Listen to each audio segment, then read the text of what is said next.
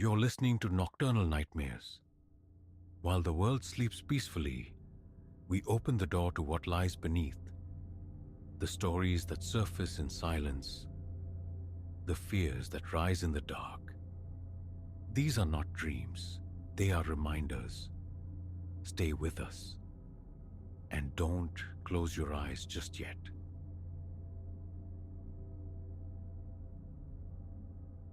Nocturnal disturbances never troubled my sleep before. A floorboard groaning? Merely the house exhaling, the timbers settling into its bones. Wind rattling the panes?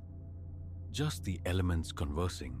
This placid acceptance fractured mere weeks after the resurrection of my ancestral home was complete. The dwelling, a modest single-story structure bequeathed by my grandparents, had passed to me. Not palatial, yet its configuration offered a surprising sense of volume, particularly for a solitary inhabitant like myself.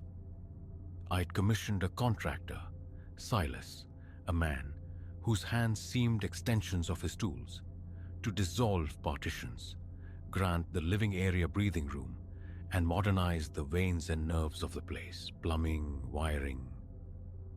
Months of orchestrated chaos, dust motes dancing in sunbeams sliced by scaffolding, culminated in a space transformed, polished. A quiet thrum of satisfaction resonated within me at the outcome. Then, the anomalies commenced. I am by nature a man tethered to order, my surroundings a reflection of inner equilibrium. One evening, adrift past midnight after a film concluded, I performed my nightly ritual. Extinguishing lamps, a methodical pilgrimage to each portal, verifying the click of latches, the snug fit of doors in their frames. My own chamber lies down a brief corridor, flanked by the washroom and a small guest room. The guest room door, habitually, remained sealed. Its emptiness required no audience. That night, the memory is crystalline. I secured it, felt the distinct engagement of the mechanism. Then, proceeding to my sanctuary, I closed my own door and surrendered to sleep. A summons from my bladder pulled me from slumber near the third hour past midnight. Silence reigned, profound and absolute. The corridor light slumbered, but a diminutive night light in the distant washroom cast a faint, guiding luminescence. Emerging into the passage, my gaze snagged on a sliver of illumination spilling from the guest room. I halted. That door gaped wide. A leaden weight settled in my chest. I knew. I had closed it. My hand sought the wall switch, needing electric confirmation. Light flooded the hallway. Yes, undeniably open. Yet nothing else appeared disturbed. A glance inside revealed only vacant space. No disarray, no sign of intrusion, just the quietude of an unused room. I mentally shrugged. A dismissal aimed more at my own unease than the phenomenon. Houses possessed their eccentricities, I reasoned. Perhaps the latch hadn't fully caught. I propelled the door shut, listened for the definitive click, and retreated to bed. The incident leaving a residue of disquiet I tried to ignore. A few nights hence, the scenario repeated. This time, certainty was absolute. I had felt the latch seat firmly. No ambiguity lingered. Yet, rising for water around 2, I found that same door swung open once more. My heart hammered against my ribs as I approached. I stood rooted in the hallway for a full minute, peering into the unlit void beyond the threshold, straining to detect breath or movement. Nothing but the frantic pulse in my own ears and a peculiar knot tightening in my stomach. Paranoia, I chided myself. I secured the door again, rigorously testing the handle, ensuring its immobility. Sleep, however, proved elusive. My mind snagged on the recurring image of the open door. Daylight banished the strangeness. Sunlight streamed, rendering the rooms benign, ordinary. I examined the door's hinges. No expert, I saw nothing amiss. No sag, no looseness. I summoned Silas, the carpenter, whose signature was on every new doorway. He arrived the next day, tools glinting, conducted his assessment, tightened a screw here and there, purely for show, perhaps. His verdict: flawless, level, plumb, hinges sound. No earthly reason for spontaneous opening. He demonstrated the latch repeatedly. It held fast. He departed, leaving me feeling faintly foolish. Had I overlooked some crucial detail? Forgotten? Acted in a somnambulant haze? I clung to these rationalizations. The third occurrence, striking near 3:15 in the morning, escalated the strangeness. The guest room door stood open again, but now its neighbor, the washroom door, was also ajar, both slightly parted, as if someone had passed between them. My throat constricted. My breathing grew shallow and rapid. A frantic circuit of the house confirmed all windows were sealed, external doors bolted. No breach, nothing pilfered. I sought refuge at the washroom basin. The shock of cold water, a momentary anchor. My reflection stared back, wide-eyed, questioning my sanity. Returning to the corridor, I meticulously closed both doors, the click of each latch unnervingly loud in the stillness. Sleep was a distant shore, hours away. Every minute creak of the house became a potential harbinger, jolting me upright, listening. A week later, the sounds began, not nightly, but with unsettling frequency. Lying in bed, courting sleep, I'd perceive a delicate tapping upon my bedroom door. Gentle, insistent, like fingertips testing the wood. Initially, I attributed it to the climate control system, or perhaps a restless pipe within the walls. But invariably, the moment I rose and pressed my ear to the panel, the tapping ceased. Sometimes, in its place, I could feel a subtle vibration through the timber, a fleeting tremor that vanished as quickly as it appeared. My scalp would tighten, a hot surge of adrenaline coursing through me. Barefoot on the cool floor, heart thudding a frantic rhythm, I'd stand poised, then flinging the door open abruptly, hoping to confront something. Always, the hallway stretched empty and silent. Flipping switches, illuminating corners, checking adjacent rooms yielded nothing. No trace, no explanation, just vacant space. One night, I resolved to mount a vigil. Hallway dark, I stationed myself in the living room, television flickering mutely.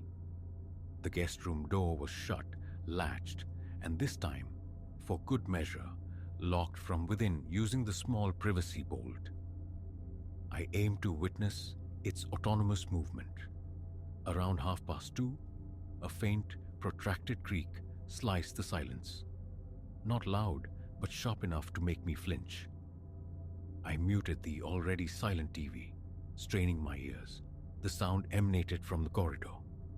Cautiously, I rose, moving with deliberate slowness towards the corner, breathing shallowly. My pulse pounded, a physical presence in my ears. Peering around the corner, I froze. The guest room door remained closed, but the handle quivered. A minute, visible oscillation, as if touched by an unseen hand. It didn't fully rotate, just jiggled perceptibly. The pressure in my chest intensified, stealing my breath. Then stillness. The handle ceased its motion. I stared transfixed for a long moment. Stepping forward decisively, I grasped the handle, twisted, and pushed the door inward. Empty. My pulse raced. A fine sheen of sweat beaded my forehead. Entering, I switched on the lamp. Closet vacant. Window secure. The air held a faint, stale scent of old paint, a lingering ghost of the renovation. I stood there, the only sound my own ragged breathing. Eventually, I extinguished the light, exited, and secured the door once more. Back in the living room, I noticed the tremor in my hands, the arid landscape of my mouth. Water from the fridge did little to quell the internal quaking. Sleep was a fragmented, restless affair that night. The following day became an exercise in obsessive scrutiny. Armed with a small torch, I meticulously examined every millimeter of the offending door. Hinges tight, wood unblemished. The latch engaged with satisfying solidity. I inspected the frame, the surrounding floor, searching for infinitesimal warping, any subtle misalignment. All appeared perfect. I even produced a spirit level. The frame stood true. The washroom door, other interior doors, all subjected to the same intense review. Nothing. I felt absurd. A man tilting at windmills with measuring tools and a haunted expression, but inaction felt worse. By then, I half believed some residual effect of the construction lingered, yet no physical evidence supported this. Nightfall intensified the siege. Lying in bed attempting to read, I'd hear soft rhythmic knocks against the hallway walls, not forceful, but distinct, impossible to disregard. I'd lower my book, call out, "Is anyone there?" Into the quiet. Silence answered. Listening intently, I sometimes detected a faint rustling, like fabric brushing lightly against the drywall. Then nothing. Gooseflesh prickled my arms. My mouth would turn to dust, a faint tremor seizing my limbs. Rising, opening my bedroom door, peering into the shadowed corridor. Sometimes void. Other times, one of the doors I knew I'd secured stood slightly ajar. I'd hesitate, caught between advancing and retreating to the perceived safety of my room. Inevitably, I compelled myself forward. Slow progress, activating lights sequentially, finding only emptiness. The instant I breached the threshold of a suspect room, all sound ceased. After one particularly harrowing night, I consulted an acquaintance, formerly employed in security. Had I observed footprints? Did I possess an alarm system? I recounted the fenced perimeter, the secured windows, the motion-sensitive exterior lights. No uninvited guest could traverse the grounds unnoticed. He proposed indoor surveillance cameras, a means to capture an intruder or at least document the phenomena. The logic appealed. I acquired a pair of compact network-connected cameras. One aimed at the guest room door, the other covering the washroom entrance. A third watched over the living area for comprehensive coverage. That first night under electronic observation offered a fragile sense of control. The minuscule blinking LEDs seemed like vigilant eyes. Hallway light off, both doors closed, latched, locked from within. The established procedure. I settled into bed, phone beside me, awaiting motion alerts. Around 2, a faint click echoed from the hall, followed by a soft drawn-out creak. My stomach clenched. I snatched the phone. No notification. I accessed the live feed. The cameras depicted an empty, still hallway. Nothing stirred within their frames. Frowning, I listened again. The sound had vanished. Slipping quietly from bed, I opened my door. The washroom door was cracked open. The guest room door remained shut. The camera, positioned directly before it, had registered nothing. Stepping forward, I illuminated the scene with my phone's light. The washroom door was open perhaps an inch, revealing a sliver of tile gleaming within. Entering the hallway, I checked the camera again. The feed was active, functional. Yet, inexplicably, it hadn't triggered. I pushed the washroom door fully open. Darkness, emptiness. A chill traced my spine as I stepped inside, half convinced someone lurked behind the shower curtain. Nothing. I scanned the room, flipped the light switch, confirmed my solitude. My legs felt unsteady, my jaw tight. Returning to the corridor, I closed the door firmly, readjusted the camera's angle slightly. Sleep remained a distant prospect. The ensuing days settled into a disturbing rhythm. Doors discovered open despite my certainty of securing them. Soft knocks, delicate taps. That phantom vibration felt through the wood when I dared press my ear against it. Each attempt to capture definitive proof on camera resulted in frustration. The recordings showed me pacing, opening doors, wielding a flashlight, but never the doors moving independently. It gnawed at my sanity. I meticulously reviewed camera settings, conducted daytime tests, confirming their motion detection worked flawlessly. Yet, during the crucial nocturnal hours, these subtle events remained unrecorded ghosts in the machine. A temporal pattern emerged. The occurrences clustered between 2 and 3 in the morning, occasionally stretching towards 3:30.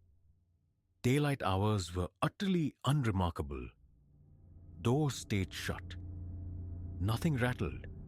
If it were atmospheric pressure, temperature fluctuations, humidity shifts, why manifest only in the dead of night? Why not during sweltering afternoons? The thought of recalling Silas surfaced, then evaporated. His answer would remain unchanged. The physical structure was sound. This wasn't mechanical failure. I exist now in a state of weary acceptance. Sleep is pursued, but the slightest sound snaps me awake. Adrenaline surging, my muscles tense, heart pounding, as I embark on the nightly patrol down the corridor.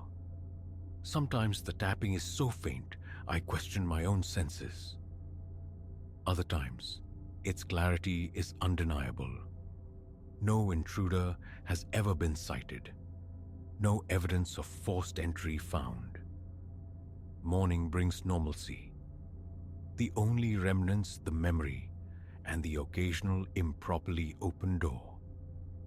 Explaining this to others is futile. Their reactions range from disbelief to thinly veiled concern for my mental state. But the experiences are irrefutably mine. Living alone sharpens awareness. I am certain those doors are secured, hyper-vigilant even. I've tested mechanisms, replaced hardware. The phenomenon persists. Logic offers no foothold. Countless nights spent attempting to witness the act itself have yielded nothing tangible. It is real, yet ephemeral. The faint vibrations against my ear remain the most visceral, unsettling evidence. A feeling akin to something gently pressing, tapping from the other side, only to vanish the instant the barrier is breached. Is it an echo of the renovation? Some quirk of newly settled materials? Or have I merely become attuned to the house's deeper frequencies? Silas insists the doors are blameless. This leaves only questions, multiplying in the darkness. All I know is the persistence of it, the unshakable disquiet. Each night, I brace for the possibility of waking to find another door inexplicably open. I cling to the hope of rational explanation. A minuscule draft, an unnoticed structural nuance. Then I recall the definitive click of the latch, the impossibility of mere air currents defeating it. The house stands solid, renewed. The situation erodes my peace, an invisible friction wearing me down. For now, I endure. Sweat still slicks my palms traversing that hallway after midnight. Sometimes I attempt indifference, try to ignore the sounds, but the twin spurs of curiosity and fear inevitably drive me to investigate. I open doors that logic dictates should be sealed, half expecting, half dreading a confrontation, finding only void. This is my current reality. Securing doors, checking them, watching them, only for them to open between 2 and 3 a.m. Hearing taps, feeling vibrations, seeing nothing. It is profoundly unnerving, inexplicable, yet undeniably real. And with each recurrence, the same primal fear surges, whispering the question, will the day come when I open a door and something is finally looking back? Thus far, only emptiness greets me. I am left oscillating between nocturnal tension and morning relief, haunted each evening as dusk falls by the memory of taps, clicks, and doors that refuse to stay closed. And I wait, uncertain if the quiet intrusions will ever cease.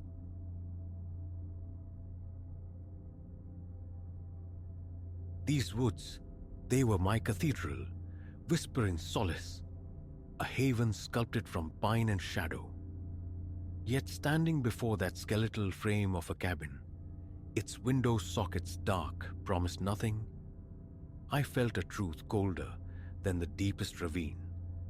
The wild keeps secrets far blacker than mere nightfall. My customary trek, a ritual of escape, had somehow twisted, leading me unsuspecting into the marrow of a nightmare. A place poised to shatter the quiet reverence I held for this sylvan world, Isis I considered a second soul. Silas, they call me. Since boyhood, the forest trails have been my truest companions. Their contours and overlooks etched into my memory like familiar lines on a beloved palm. Near home, the paths welcomed me. But on that particular day, an urge for the unknown, a siren song from deeper within the trees, beckoned. I answered, choosing a route that snaked further into the emerald heart than ever before. Dawn broke conventionally enough. My pack settled against my spine, water sloshing gently, nuts and dried fruit for fuel, the small reassurance of a first aid kit. Boots, worn smooth in places from countless miles, found their rhythm on the path as the sun bled gold through the canopy. Crisp air redolent with resin and damp earth carried the waking chorus of unseen birds. Mile after mile, the manicured trail surrendered, fraying into something less certain.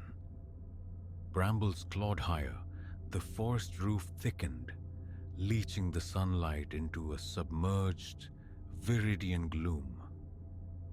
Sporadic glances at my GPS offered fragile comfort against the mounting thrill of the truly untrodden. It was the slant of the late afternoon sun, casting impossibly long shadows, that first pricked me with the awareness of being adrift. The faint impression I had pursued had utterly dissolved, leaving me islanded in an ocean of indifferent bark and tangled undergrowth. Retracing my steps proved futile. Every perspective mirrored the last, a disorienting kaleidoscope of green and brown. Panic, a cold vine, began its insidious climb, but years of ingrained discipline urged calm, demanded assessment. And then, a flicker, a rupture in the dense weave of trees ahead. Hope surged.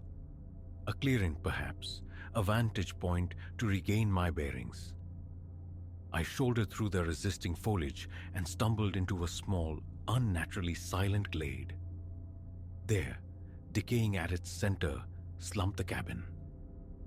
Initial relief, sharp and potent, washed over me. Shelter, maybe even inhabitants. But drawing nearer, that wave crashed, replaced by a tide of profound unease. The structure looked not merely abandoned, but violated. Its timbers, bleached to the color of old bone, sagged. The porch listed like a sinking ship. One window gaped, its shattered pane grinning with splintered teeth. My feet halted at the base of the grown-in porch steps. A primal scream coiled in my gut. Turn back, flee into the known dangers of the forest rather than face the unknown menace within these walls. But twilight bled across the sky, promising a darkness that offered no quarter to the lost. Summoning a courage I scarcely felt, I mounted the protesting stairs. The door, warped and weather-beaten, yielded to my touch with a shriek of tortured hinges. Inside, darkness clung thick and heavy, saturated with the cloying perfume of rot. My flashlight beam sliced the gloom, illuminating chaos. Furniture lay fractured and overturned. Papers drifted like fallen leaves across the floorboards. The scene screamed of hasty departure, or perhaps violent expulsion. Is anyone there? My voice, thin and reedy, absorbed by the oppressive stillness. Hello? I'm lost out here. Can anyone help? Silence answered, profound and absolute. I ventured deeper, the cone of light jittering across stained walls. That's when the first photograph snagged my attention.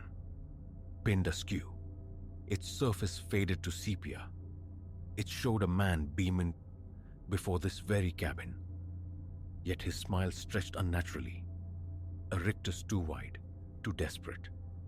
And lurking behind him, a half-seen shape in the indistinct background, stood something that sluiced ice through my veins. Blurred, ill-defined, yet its very posture, its scale, felt utterly alien. Trembling fingers guided the light to the next image. The same man, his grin extinguished, replaced by stark, naked terror. The figure had advanced sharper now. I could discern limbs like warped branches, impossibly long, and a head swollen and wrong, angular as chipped flint. Photograph after photograph chronicled a descent into horror. With each frame, the man appeared more ravaged, his eyes hollowed by fear, while the entity crept inexorably closer. The final picture ripped a strangled gasp from my throat. The man was absent. In his stead, the creature dominated the frame. Its blank, featureless face angled directly towards the lens, towards me. I recoiled, stumbling backward, my heart hammering against my ribs like a trapped bird. A hoax? Some elaborate cruel prank for wayward hikers? The thought flickered, desperate, but couldn't extinguish the visceral certainty gripping me. The conviction that I stood in the presence of something fundamentally, cosmically wrong. My instincts screamed flight, but as I turned, my gaze snagged on a leather-bound volume resting on a dusty table near the threshold. Against all reason, Drawn by a morbid curiosity, I lifted it. The journal belonged to the man from the photographs. Early entries spoke of mundane contentment, his embrace of the cabin's solitude, the rhythms of forest life. But flipping onward, the script grew agitated, devolving into jagged paranoia. He wrote of nocturnal disturbances, scratching sounds, the persistent prickling sensation of being observed from the tree line. He documented fleeting glimpses, something sinuous moving at the periphery of sight, vanishing the instant he tried to focus. The concluding passages were nearly indecipherable. A maelstrom of terror scrawled across the page. The very last entry consisted of 2 words, gouged into the paper with such force they nearly tore through. "It's here." A sharp crack from outside shattered the silence. The journal tumbled from my nerveless grasp. I whipped the flashlight towards the broken window, fully expecting to see that vacant visage peering in. Nothing. Only the gathering night pressing against the fragile structure. Staying was unthinkable. Whatever horror had unfolded here, whatever claimed the journal's author, could still be prowling the perimeter. Yet the nocturnal forest, a labyrinth of unseen perils, offered no sanctuary either. Trapped. No viable path forward, no safe retreat. Survival's raw imperative ultimately prevailed. Barricade myself within, endure the night, seek escape with the dawn. I wrestled splintered furniture, wedging warped planks against the door, stuffing rags into the gaps around the windows, flimsy ramparts against the encroaching dread. Throughout this frantic labor, the feeling of being watched intensified. A palpable pressure on my skin. Every settling groan of the old timbers, every sibilant whisper of wind through the pines outside jolted me. I anticipated with sickening certainty, turning to find Tithan the creature looming silently behind me, its non-face inches from mine. That night stretched into an eternity. Huddled in a corner, flashlight beam wavering, a heavy table leg clutched as a pathetic weapon, I fought sleep. To close my eyes felt like an invitation, a surrender. I was convinced that slumber meant waking to find myself staring into that abyssal blankness. When the first tentative fingers of dawnlight probed through the cracks in my makeshift defenses, a measure of tension eased. I had survived the night. Now only the challenge of navigating back to the known world remained.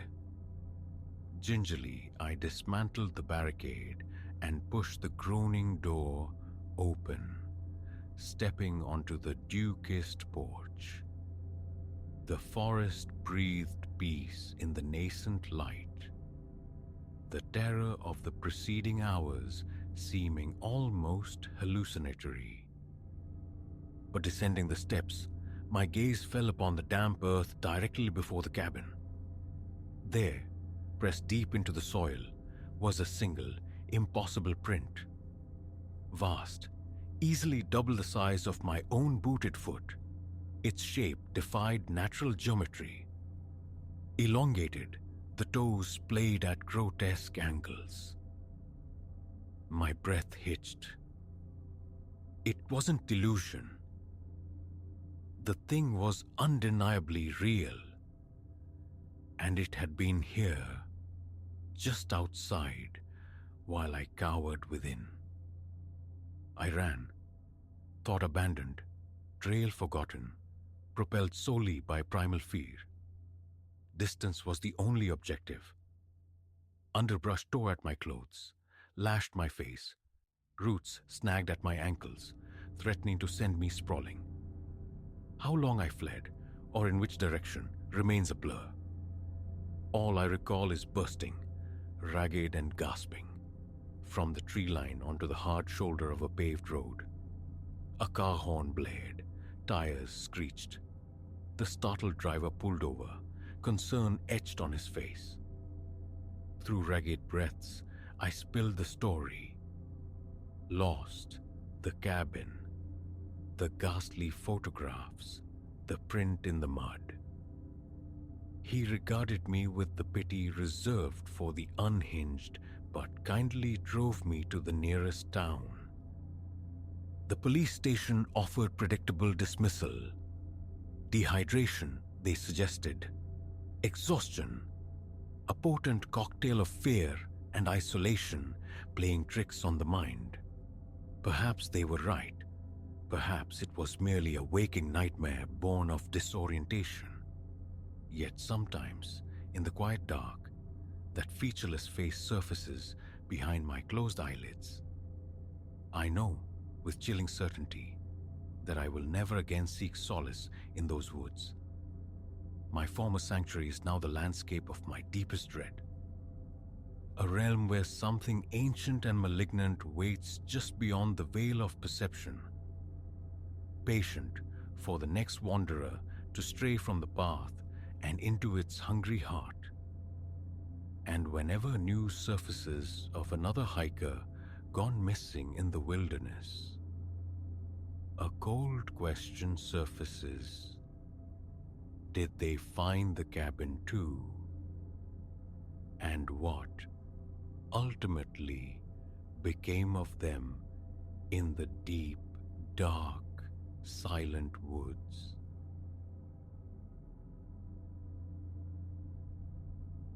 Lantern light carved a trembling circle in the upstairs corridor of that sepulchral Victorian pile, illuminating the closed door of the room I'd just procured.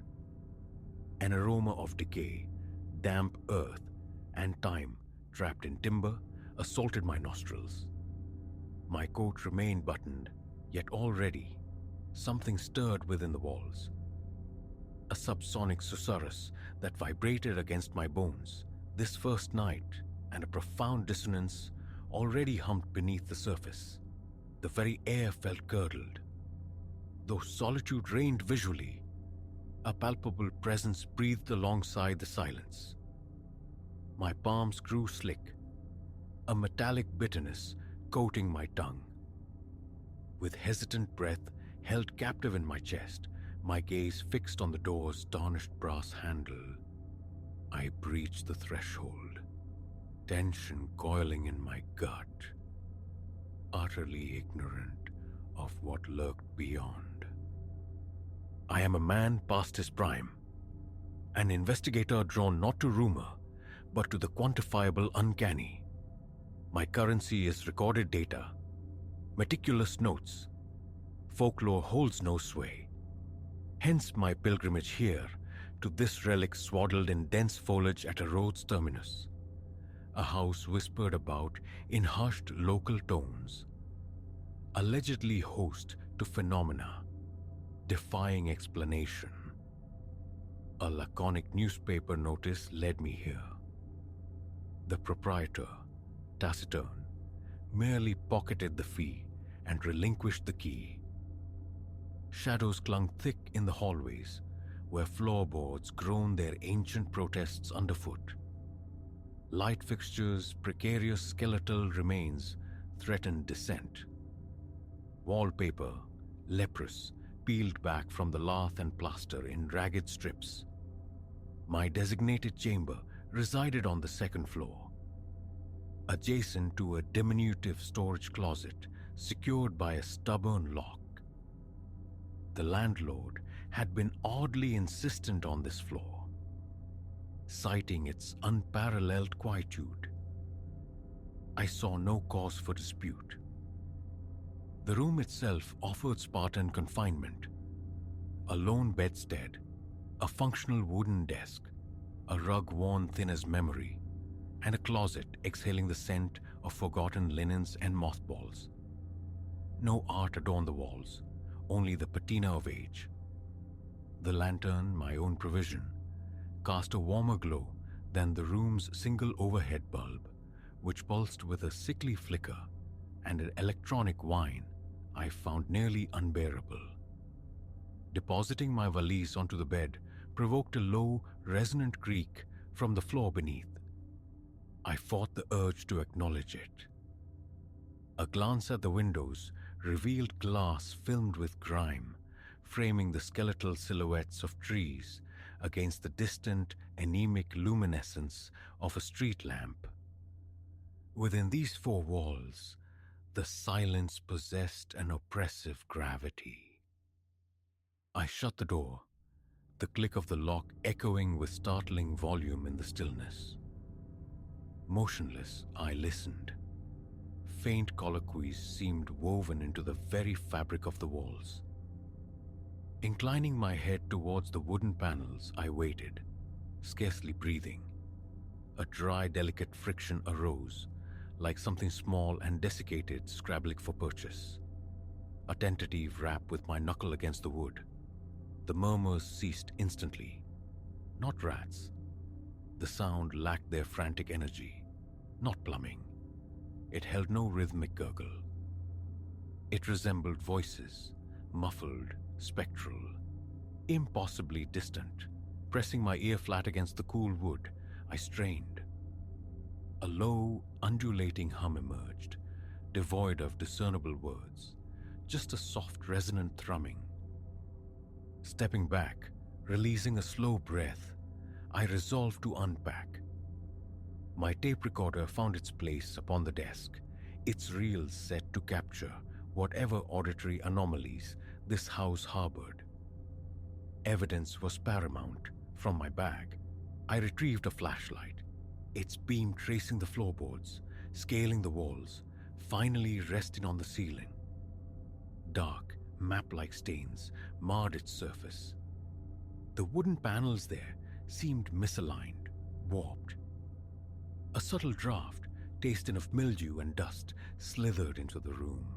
I swallowed against a tightening throat, rubbing my arms where goose flesh had risen. Before courting sleep, I stood sentinel by the door, auscultating the hallway. Nothing. Easing the door open, I stepped out.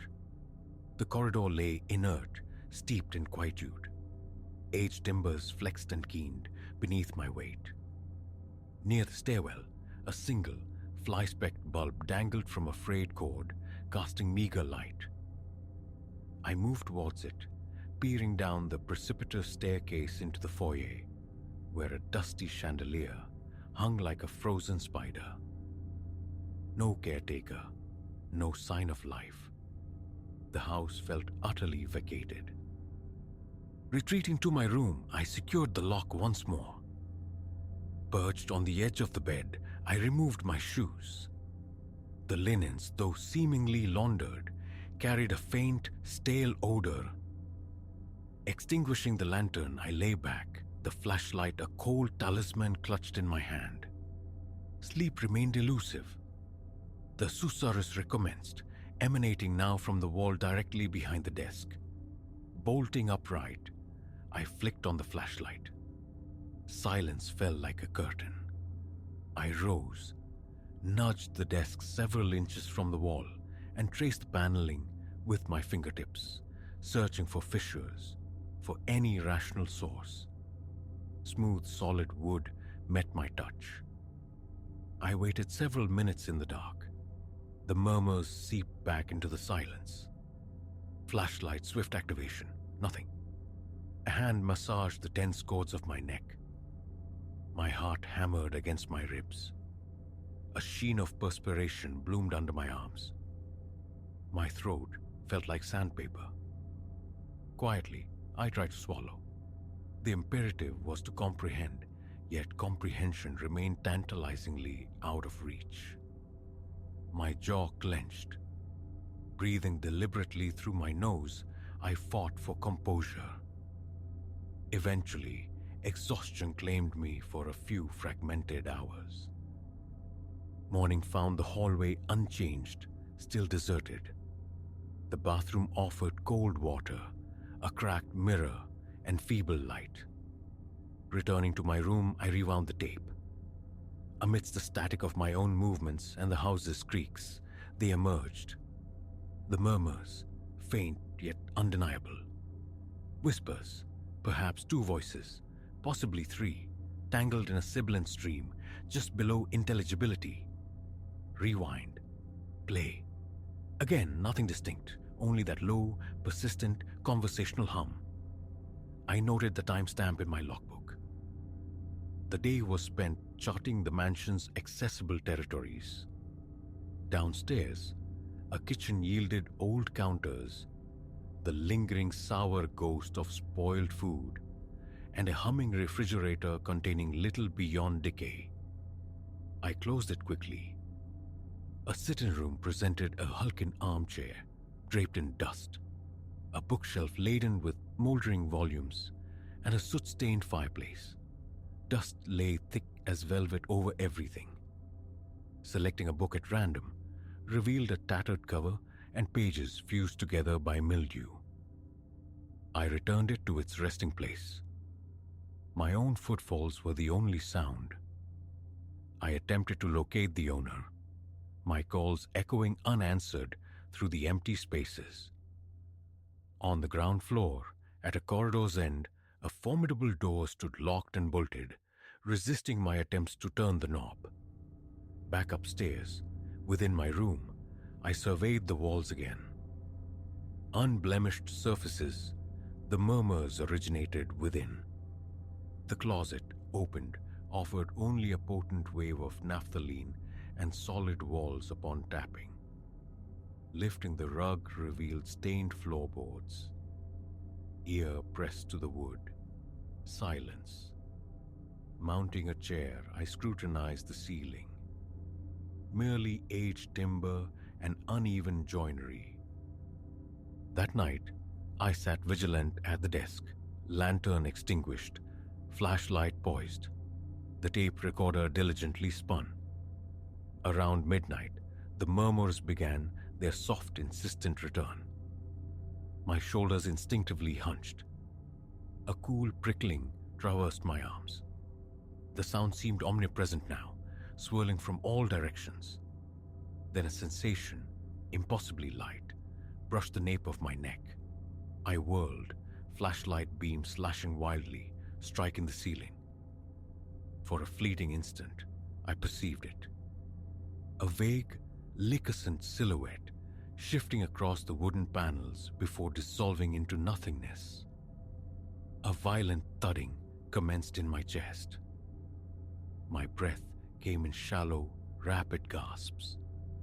I forced myself to stare at the spot, empty now. Rising, I paced slowly toward the room's center, the floor groaning its familiar complaint. A potent certainty arose. Something stood directly behind me. I spun again, the flashlight's cone illuminated only the stark tableau of bed and desk. Calm down, I commanded myself through gritted teeth. The hand gripping the flashlight trembled. I advanced towards the wall, where the murmurs seemed most concentrated, pressing my palm flat against the cool wood. It felt solid, inert. Then, impossibly, a response. Not forceful, but a distinct, gentle pressure pushing back against my hand. I snatched my hand away, stumbling backward, my knee cracking against the desk. The impact sent the tape recorder tumbling. As I scrambled to retrieve it, the murmurs abruptly ceased. The remainder of the night passed with me, perched rigidly on the bed. Flashlight beam cutting unwavering paths across the ceiling and walls. My eyes burned from the lack of blinking. Again and again, I thought I glimpsed ephemeral forms coalescing at the periphery of my vision, only to evaporate upon direct scrutiny. Once, a slow, dark shape seemed to glide across the floorboards near the closet. Lunging towards it, bending low, I found only empty space. The miasma of mold intensified nocturnally, a burning sensation in my sinuses. I coughed, wiping my face on my sleeve. Morning, tape check. Again the murmurs, faint but distinct. My own sharp inhalations, gasps. The rattle of the desk. Proof undeniable that something transpired here. I resolved to endure at least one more night, driven now to ascertain if these manifestations possessed any reactive intelligence. My notepad filled with observations. A small thermometer confirmed a subtle but measurable drop in temperature near the walls. I experimented with rhythmic tapping, seeking a response from the whispers. None came. Daylight rendered the house dormant once more. My explorations yielded nothing new. Locked doors, dusty relics, no sign of human presence save my own. I circled the exterior, the overgrown lawn swallowing the foundations, chipped paint revealing weathered wood beneath, several windows crudely boarded over. Only the sigh of the wind and the distant hum of civilization disturbed the profound quiet. Returning inside felt like sealing myself within a tomb. I locked the door to my room, girding myself for the coming darkness. That evening, I took a position in the hallway itself, extinguishing all lights, standing near my door, listening intently. The familiar groans of settling timber echoed around me. Sliding a hand along the wall, the surface felt smooth, yet faintly damp to the touch. Igniting my lantern, the flame sputtered, casting dancing shadows. At the corridor's far end, near the locked storage closet, a reflection glinted. Cautiously, I advanced, floorboards flexing beneath my boots. A shape materialized near the closet door, a dark, amorphous blot clinging to the ceiling. My breath hitched.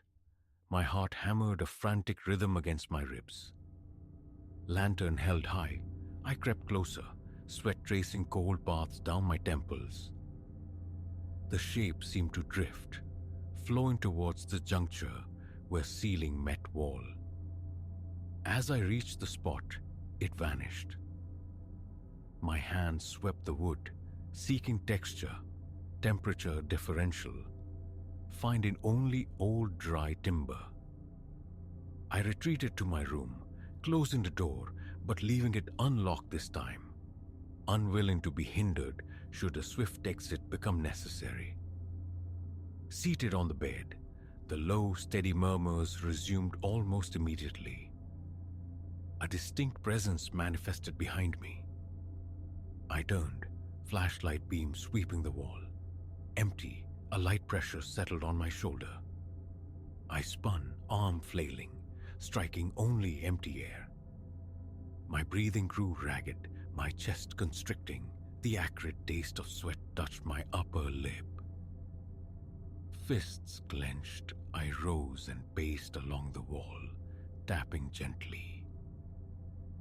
The murmurs faltered, then persisted. "Is anyone there?" My voice emerged thin, reedy. Silence answered, save for the ceaseless sibilant chorus. Pressing my ear to the wood again, the sounds resolved slightly. Tones rising and falling, intimate yet incomprehensible, never coalescing into language. Louder this time. "I can hear you. What do you want?" Still no reply. A pocket of intense cold bloomed near my left hand. The flashlight beam sliced through the dusty air, illuminating nothing tangible. Something brushed against my ankle. I leaped back, nearly fumbling the light. The mold scent thickened, clawing. My skin itched intolerably. Scratching my neck revealed the dampness of my collar. Tension radiated through my muscles, turning them to stone. Hours bled away. I sat at the desk, striving for a semblance of clinical detachment. The murmurs were a constant undulating hum beneath the silence. Small shifting shapes flickered along the walls and ceiling, always at the edge of sight, dissolving when directly observed. My stomach cramped. I'd eaten little. Mechanically, I forced down dry crackers from my bag, drank some water. Fingers pressed against my temples. I rubbed my burning eyes. The whispers persisted, a low, pervasive drone that refused cessation, embedding itself in my consciousness. Trapped, I felt the house itself constricting around me. A new approach.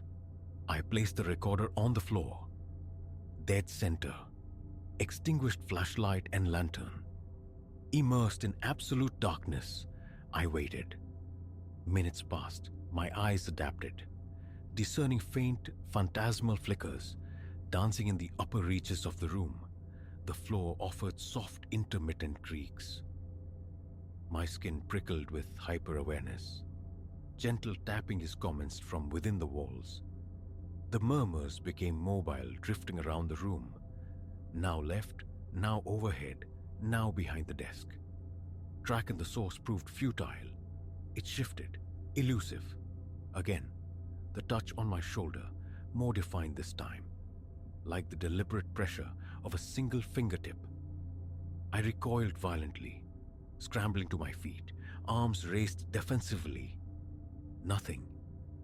Only the sound of my own harsh breathing filled the void. Stumbling towards the door, the urge to flee warred with the need for more definitive proof.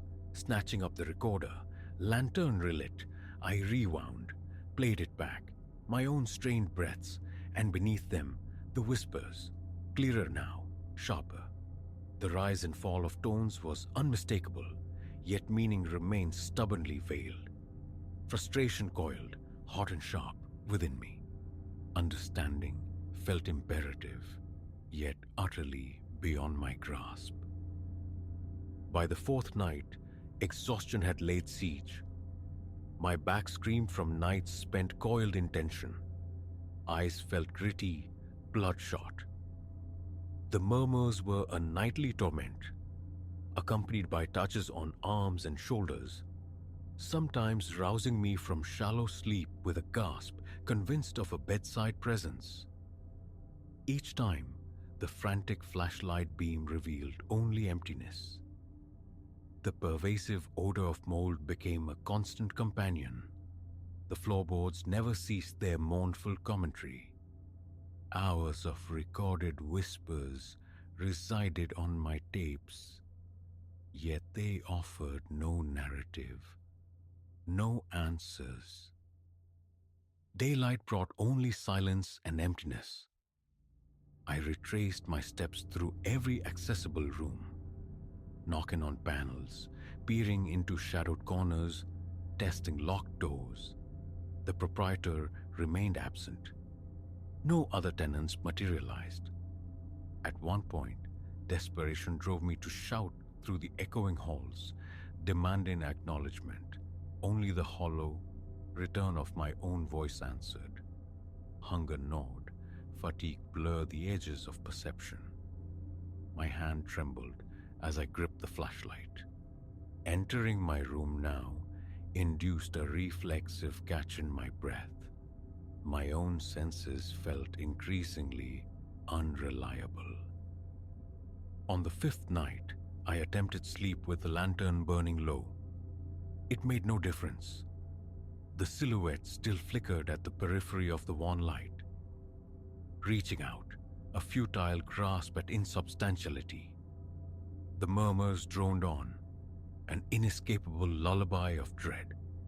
Something brushed my face, light as cobweb, cold as grave dirt.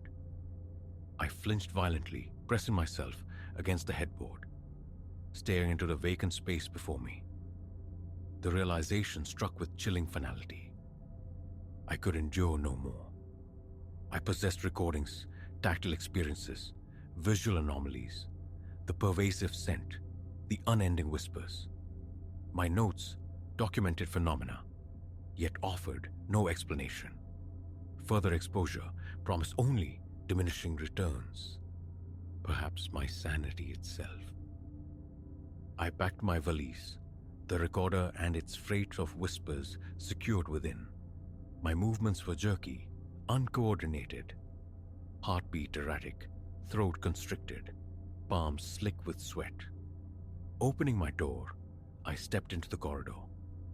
Dawn was breaking, filtering weak gray light through a grimy window far down the hall. I moved with deliberate slowness, forcing my gaze forward, resisting the urge to scrutinize the shadow play on the walls.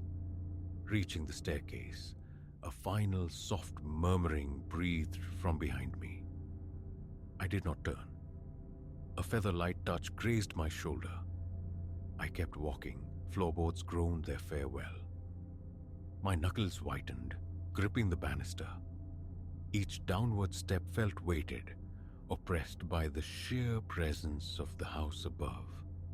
Reaching the foyer, I fumbled with the front door's lock, then stumbled outside.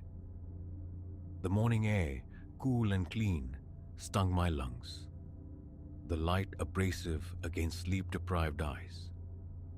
I stood for a moment on the threshold, gulping air, waiting for the tremor in my hands and legs to subside. I was out. The door stood closed behind me. I had witnessed enough. What resided within that house remained an enigma, a knot of sensory data, defying logical synthesis. I knew only what I had recorded, observed and felt. A tapestry woven from the inexplicable. Turning my back on the sepulchral Victorian pile, I walked away, leaving its dark, persistent murmurs to fester in the silence I gladly abandoned.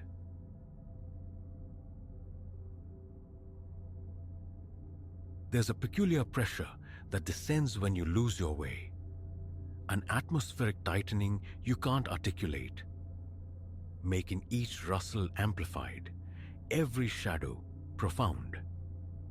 It was precisely this weight I felt pressing down the evening. I strayed from a woodland path I'd have sworn was etched onto my soul. The excursion was meant to be brief, familiar. Countless times my boots had trod that very earth. Yet somehow, the known track dissolved beneath me, the forest drawing itself closer like a shroud as the sun bled out behind the skeletal trees.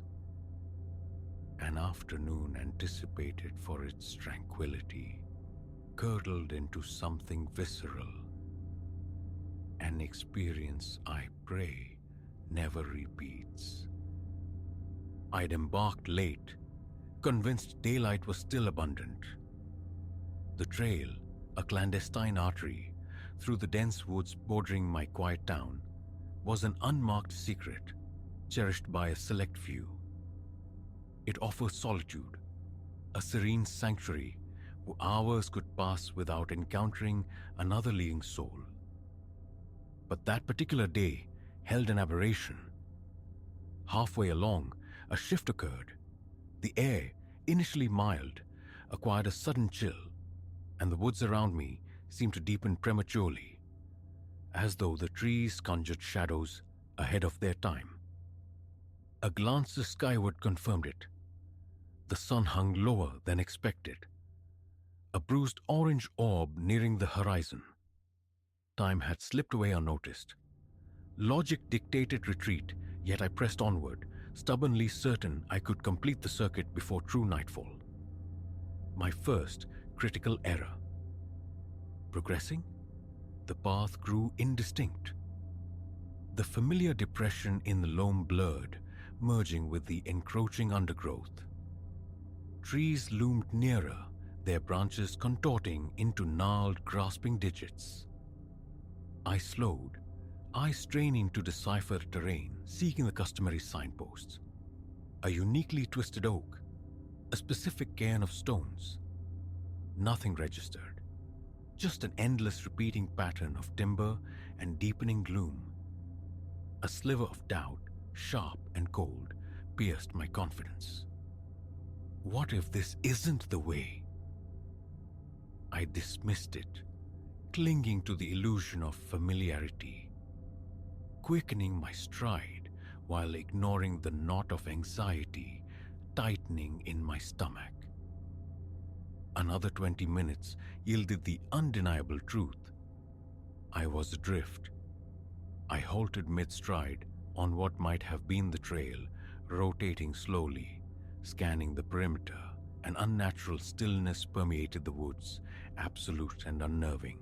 No bird song, no breeze sighing through the leaves, not even the drone of distant insects. Only the sound of my own ragged breath and the whisper of detritus underfoot. Attempting to backtrack proved futile. Every direction presented the identical vista, somber, contorted trees beneath a rapidly fading sky. My phone, predictably, displayed no signal bars. Its battery icon glowed ominously low, a resource to be hoarded for the flashlight function it might later provide. 6:45 p.m. Darkness would soon be absolute, and the prospect of a night spent unsheltered here was unthinkable. I pivoted, choosing the direction I thought represented my approach, and began walking again, urgency lending speed to my steps as shadows elongated, stretching like ink spills across the forest floor. Yet, the scenery remained stubbornly unchanged. The trees seemed to constrict further, the air biting colder with each footfall. A disorienting sense that I was merely traversing the circumference of some unseen circle settled upon me. Then, precisely as the final vestige of sunlight vanished behind the western tree line, it materialized. A cabin. Nestled within a small overgrown clearing, it was barely discernible through the dense thicket. Its timber was ancient, weather-beaten, the roof exhibiting a pronounced sag at its midpoint. The windows like vacant sockets staring into the gloom. It possessed the aura of abandonment, a relic forgotten by the passage of years, seemingly untouched and unseen until this very moment. Hesitation seized me, my pulse hammering against my ribs. This structure was alien. It occupied no space on the map of this trail etched in my memory. Yet there it stood, a silent sentinel in the heart of the woods, almost as if awaiting my arrival. Every fiber of my being recoiled. Instinct screamed to turn, to put as much distance as possible between myself and this anomaly. But disorientation, coupled with the swift descent of night, argued for pragmatism. Shelter was imperative, or at least a momentary refuge to marshal my thoughts. Perhaps within its decaying walls lay some clue. A discarded map, a functioning landline. Drawing a steadying breath, I pushed through the tangled undergrowth towards the structure.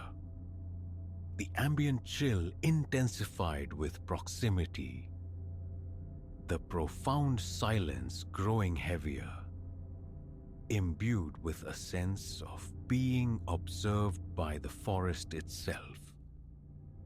Reaching the threshold, I paused again, my hand hovering inches from the corroded metal doorknob. The wood beneath felt cool and damp, carrying the thick, cloying scent of mildew and decay. I applied pressure.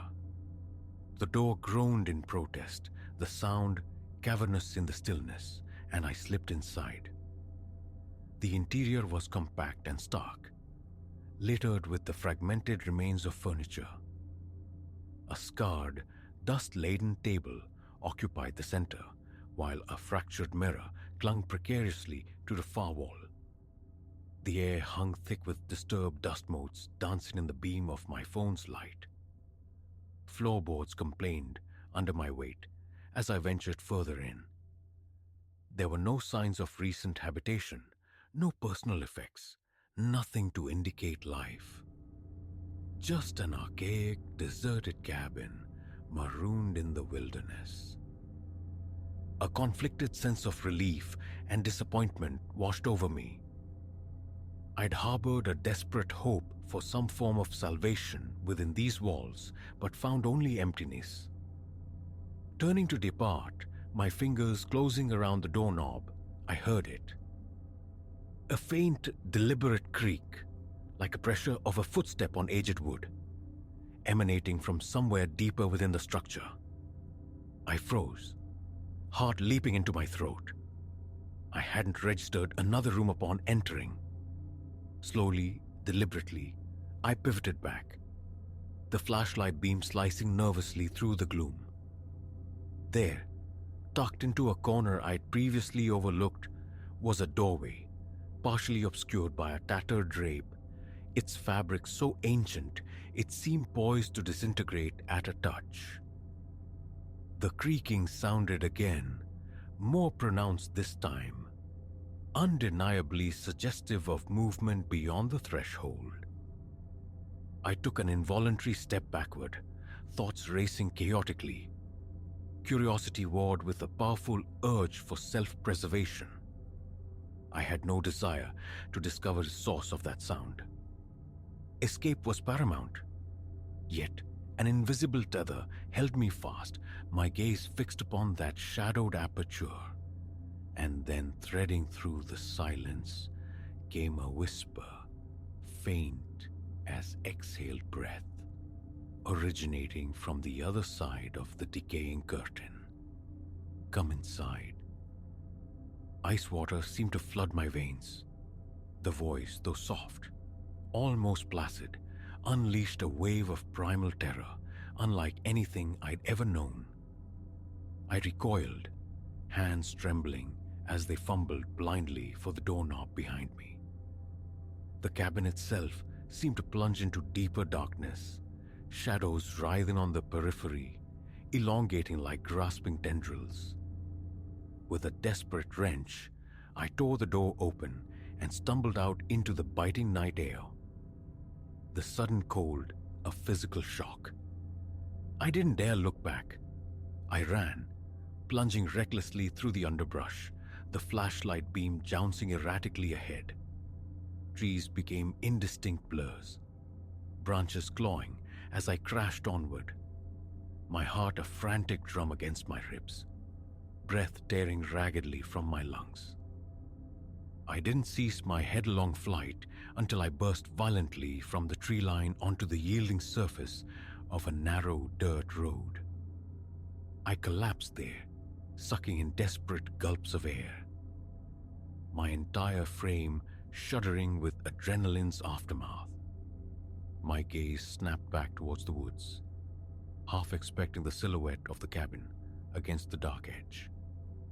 But there was only impenetrable blackness and the weight of silence. I never located that cabin again.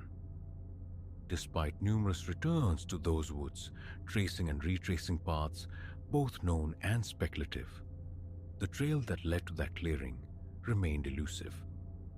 It was as though the forest itself had inhaled it, erasing it from existence. Yet sometimes, in the profound quiet of late hours, I still hear it, an echo in the recesses of my mind, that soft, insidious whisper, repeating the words from the shadowed doorway, "Come inside." And with each recurrence, the chilling question surfaces. What might have transpired had I obeyed?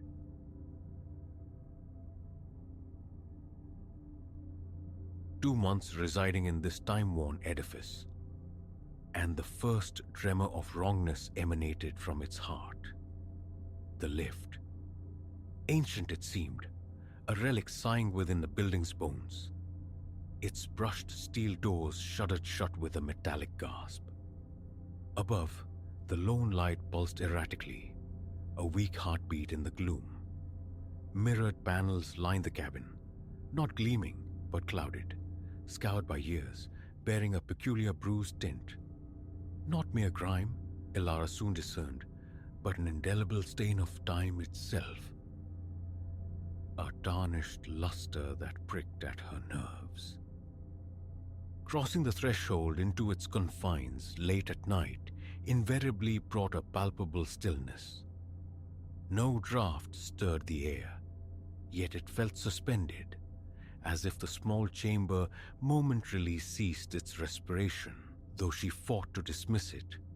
Her gaze kept snagging on a nebulous contour beside her own reflection in those aged mirrors. A presence misaligned, an echo without a source, standing just adjacent to her reality. Featureless, a mere suggestion of form, always the instant the doors parted, it dissolved. Optical fatigue, Elara reasoned. The play of exhausted eyes in dim, flickering light. Her work bled into the deepest hours, depositing her in the building's hushed lobby near or past midnight. The ritual began. Summon the lift. Observe the hesitant dance of the numbered lights above the doors, await the groan of its arrival. Inside, the cables would keen their weary song under a buzzing anemic bulb. Sheer depletion often had Elara slumping against the cool wall. And there, reliably around the fourth floor ascent, the spectral guest would materialize in the glass. That extraneous silhouette, motionless largely, yet with each floor gained, it seemed to subtly encroach, drawing nearer. By the seventh, a phantom proximity, a breath away from contact. Then, deliverance on her floor. She'd exit, and the mirrored void reclaimed its space. Silence became her confidant. Who would credit such a tale without mockery? Certainty eluded her, tangible proof non-existent. Her mind, frayed by relentless deadlines and digital glare, seemed a plausible culprit. Exhaustion painted strange pictures, didn't it? Burning eyes, a throbbing skull, fertile ground for hallucination. Yet, some nights, the presence thickened, gained substance. An anomalous coldness would bloom on her left flank, raising the fine hairs on her arms, prickling her skin despite the sealed stillness of the cabin. A chill untethered to any draft, seeping from the very air. A knot of apprehension began to tighten whenever Elara's finger hovered over the lobby call button. The stairs beckoned, 12 flights of them, a daunting vertical climb after a draining day. The prospect weighed against the fleeting unease of a mirrored spectre, usually lost. So, into the cage she went. She attempted to avert her eyes from the panels, a strategy that paradoxically amplified her tension. Peripheral awareness became a torment, catching flickers of movement, the barest shift of that peripheral form. Her heart would hammer against her ribs, breath catching shallow in her throat. It was a night steeped in deeper silence, the clock hands clawing past 2. The lobby stood vacant, the security station a dark, unmanned sentinel. Summoning the lift, Elara heard its distant mechanical sigh descending through the shaft. As the doors parted, a chill different from before greeted her, immediate and invasive. The air within hung thick and stagnant, redolent of aged metal and something vaguely like damp wool. She stabbed the button for 12. The doors sealed her in. The light stuttered twice, violently. They began to climb, her gaze fixed firmly on the scuffed floor tiles, a deliberate blindness to the mirrors, yet an undeniable pressure built at her back. Her scalp prickled. A knot formed low in her belly.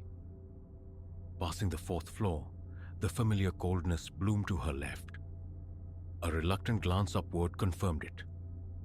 her own weary form reflected, and beside it, the silhouette, no longer faint but starkly defined. Still featureless, yet undeniably there. Close enough its shoulder might graze hers. A difficult swallow. Just the light, she chanted internally, just the strange angles. 6th floor, it slid nearer, an undeniable shift, breath held captive in her chest, palms slick with sudden sweat. She riveted her attention to the glowing numerals tracking their ascent. 7th floor.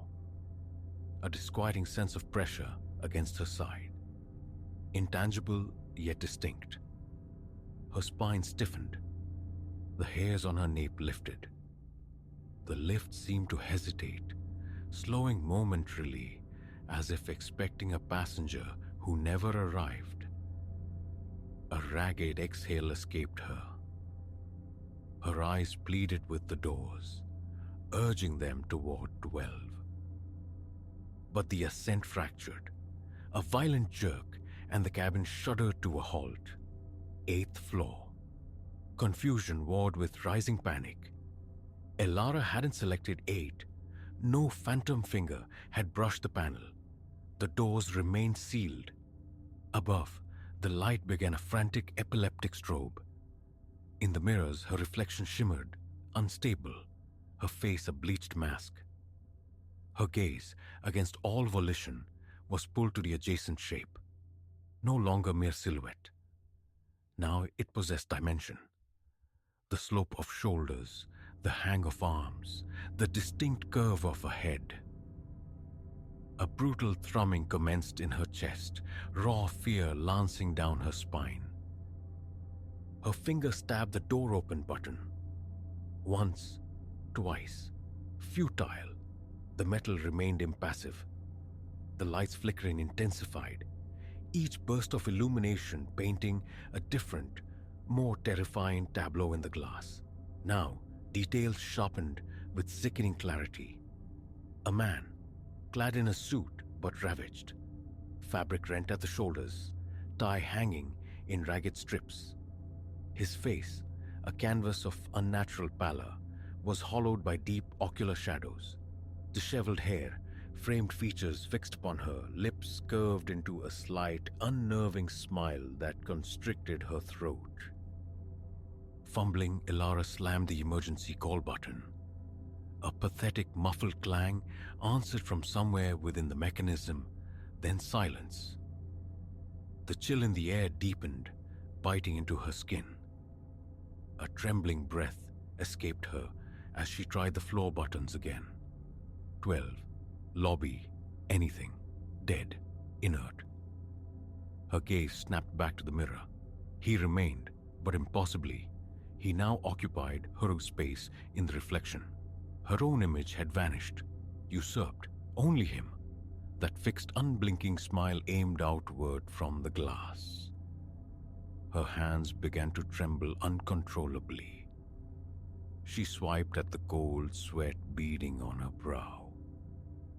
Another flicker, and he was gone. Her own terrified face staring back. Then, like a faulty projection, he reappeared. Behind her this time. His reflected grin leered inches away, peering over her shoulder in the glass. Yet, whirling around, Elara found only empty air. The cabin was vacant save for herself, but the mirror held its truth. Him intimately close.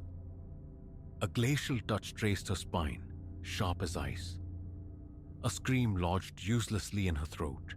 The light buzzed, dipped low, flared again. His mirrored eyes locked onto hers. Slowly, deliberately, his reflected hand lifted, coming to rest on the reflection of her shoulder. Simultaneously, an impossible, distinct pressure landed on her actual flesh. Elara recoiled violently, heart slamming against her ribs like a trapped bird. Her chest seized, air refusing to fill her lungs properly. She beat against the mirrored walls, the sound flat and hopeless, hammered on the sealed doors. "Help!" Somebody help me! Her cries echoed solely within the confines of the metal box. The building slumbered on, oblivious. Wiping damp palms on her trousers, she glanced again at the floor indicator. Dark, lifeless, stranded between 8 and 9. The light pulsed on, off, trapped, encased with an impossibility. Again, she jabbed the emergency bell, desperate. She tried the intercom speaker, pressing the button hard. Only a hiss of static replied, punctuated by faint, distant crackles. "Hello?" Ilara whispered, voice thin. "Is anyone there?" Silence answered, thick and absolute. Then, from behind her, a low, resonant laughter. Muffled, as if filtered through layers of plaster, yet undeniably inside the elevator with her. Her skin crawled. She spun around. Empty space. But the mirror held him. His reflected face now looming nearer. His expression was static, yet the disembodied laughter trickled through the air again, a sound dripping with malice. His eyes. They were pits, sunken and devoid of light, utterly lifeless. That curve of the lips wasn't a smile. It was a sneer carved into dead flesh. Backing away instinctively, Ilara collided with the rear wall. The small space suddenly felt suffocatingly tight. Her eyes fixed on the seam between the doors. Could they be forced? She jammed her fingertips into the minuscule gap, pulling with trembling arms until muscles screamed. Immovable, her lungs burned. "Calm down. Stay calm." A glance back at the mirror, his expression had shifted. The mouth now hung slightly agape, revealing ordinary teeth beneath cracked, peeling lips. Her legs threatened to buckle. Another frantic battery against the doors yielded only dull, hollow thuds. Thoughts scattered like frightened birds. Escape. Air. The simple sanity of the hallway beyond. Another strobe of the lights and the glass showed only Ilara, panting, disheveled. Her hand instinctively went to her shoulder, finding only damp fabric. Her neck ached, a high ringing filled her ears.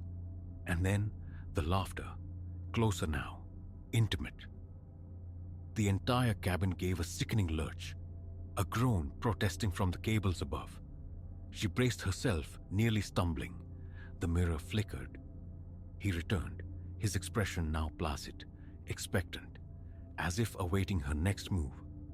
Panic surged anew. Her fingers flew across the control panel, pressing every button indiscriminately. A low mechanical whine answered. The cabin jolted, then blessedly began to ascend, agonizingly slow. Each foot gained felt precarious, temporary. The light ceased its frantic blinking, settling into a steady, though diminished glow. For a moment, her reflection was solitary. Then creeping past the 9th floor, the shape bled back into view. Fainter now, withdrawn to the rear of the reflected space, head canted curiously. Ilara fought to ignore it. A full body tremor running through her. Her eyes locked on the newly illuminated floor indicator. 10, 11. Her pulse hammered a frantic rhythm against the approach of 12. Please open. Please just open. 12th floor. The lift stopped abruptly, a solid thud punctuating its arrival. The doors slid open onto blessed normalcy. Ilara practically fell out, stumbling onto the patterned hallway carpet.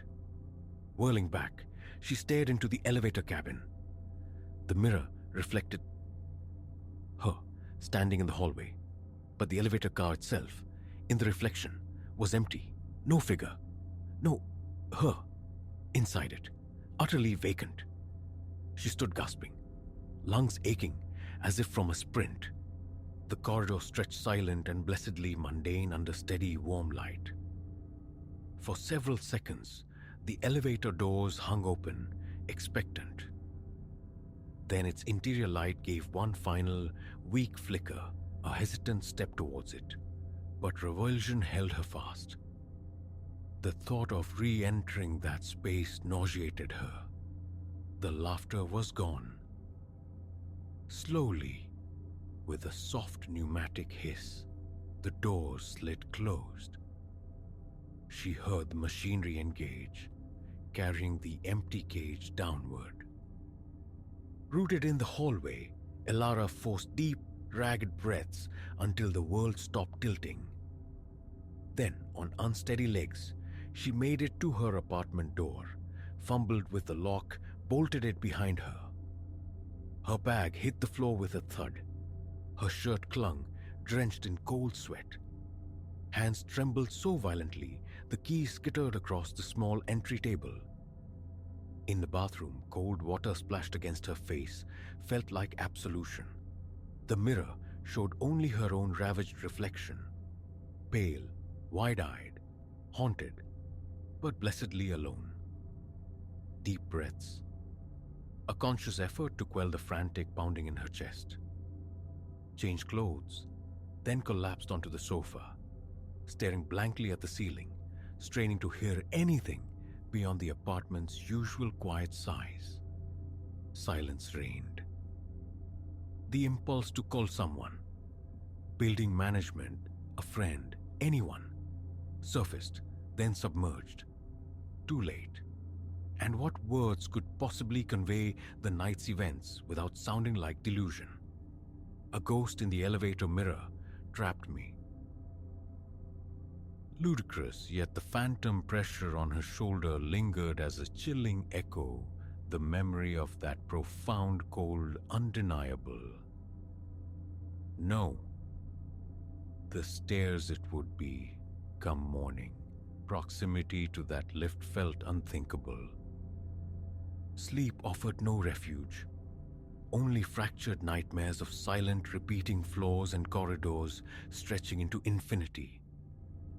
Elara startled awake multiple times, drenched in sweat, convinced that low, muffled laughter echoed in the darkness of her own bedroom.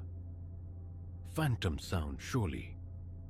Morning found her descending the stairwell, arriving breathless, but grounded on the lobby floor. Safety, hard-earned. For the following week, the stairs became her vertical path. Each ascent home left leg muscles burning.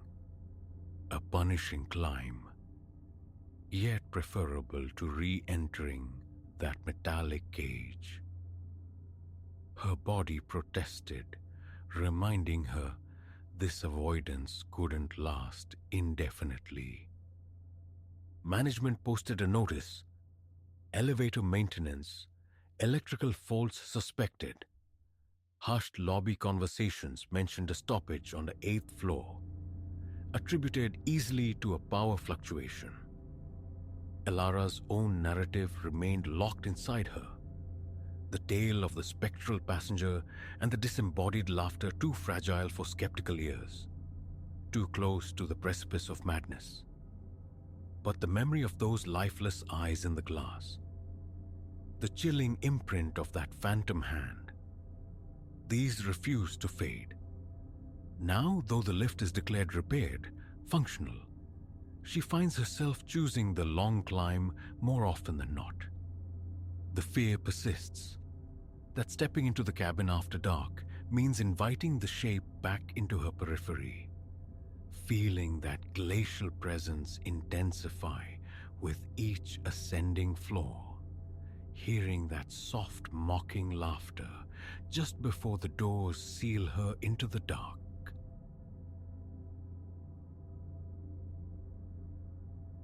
October's chill had settled deep into the city's bones by the 12th, the night the rapping began. Precisely 3 a.m. The phone's cold glare confirmed it as the sound sliced through the quiet. 3 impacts, hard and distinct, against the thin wood of my door. Curled in bed within my shoebox, overlooking the L tracks, the laptop's spectral glow painting my face. I'd been chasing a deadline. My fingers went numb above the keys. A visitor? At this hour? In this forgotten corner of Chicago? Unthinkable. Silence descended, thick and watchful.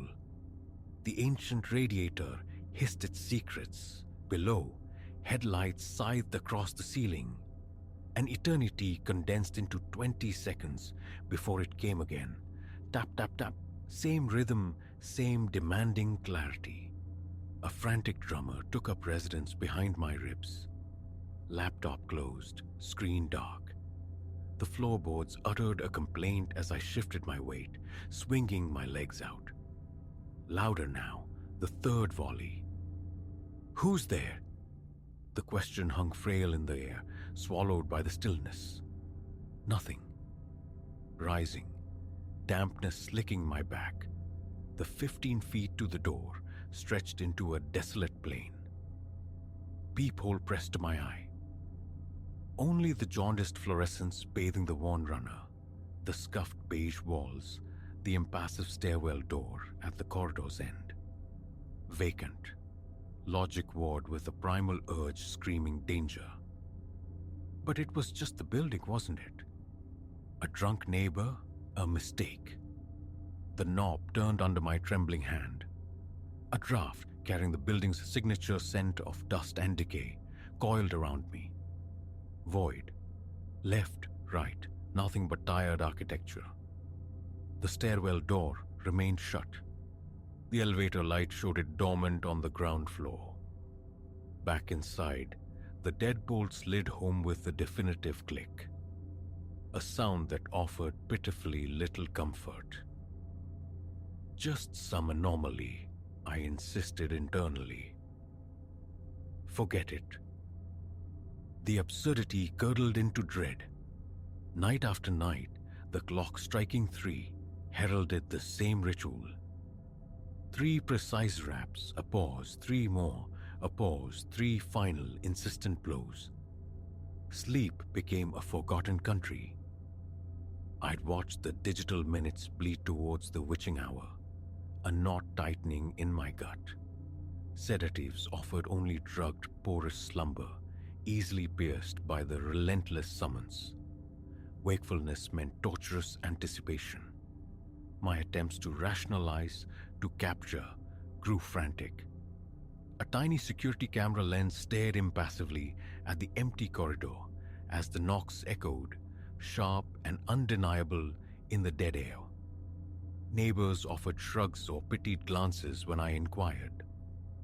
Mr. Karras, the superintendent, waved a dismissive hand from behind his perpetually smudged phone screen. Structure settling, kid. Happens. Old place. But structures don't settle with malicious precision. Pipes don't keep perfect time. Soon, by the second week, the impacts resonated through the door. A physical force vibrating the cheap wood in its frame. White noise blasted through headphones was a flimsy shield.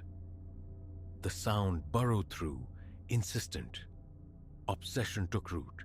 Microphones documented the clear, sharp raps against a backdrop of visual emptiness captured by multiple cameras, aimed from new angles. Talcum powder, sprinkled hopefully across the threshold one desperate night, lay pristine and undisturbed the following morning, mocking my efforts. Days bled into sleepless nights, punctuated by the rhythmic assault. Desperation fueled late-night internet spirals, wading through ghost hunter forums and mundane complaints until a flicker, an archived discussion from years past, a mention of renovations back in 2012, a sealed-off basement storage unit. The basement, forbidden territory, perpetually locked.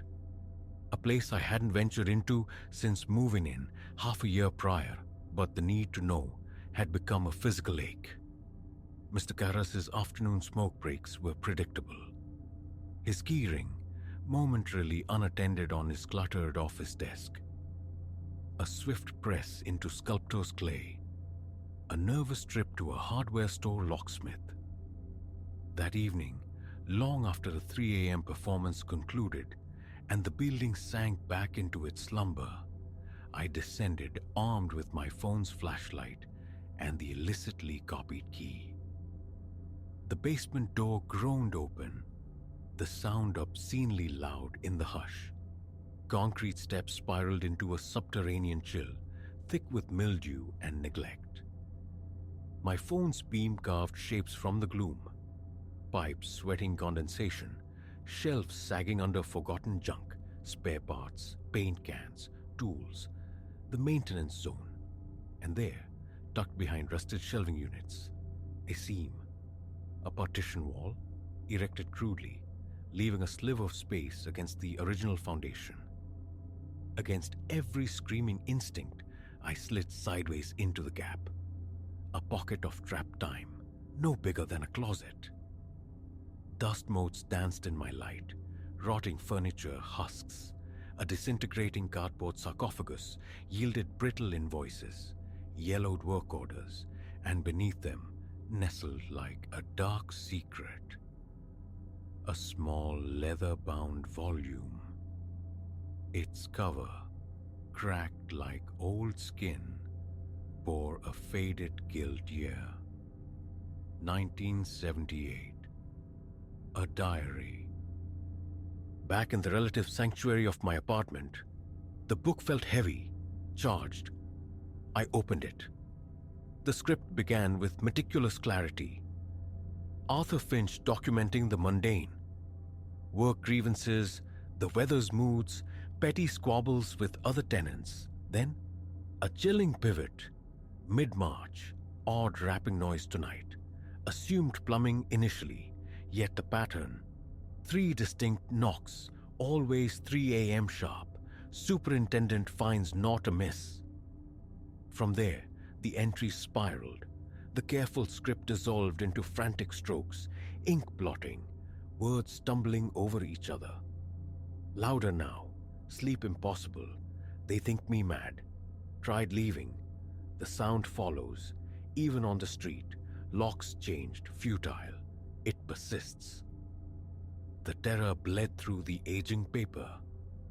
The last inscription, stark against the page, dated April 15th, 1978. Finally, open, door. Nothing followed but empty yellowed leaves.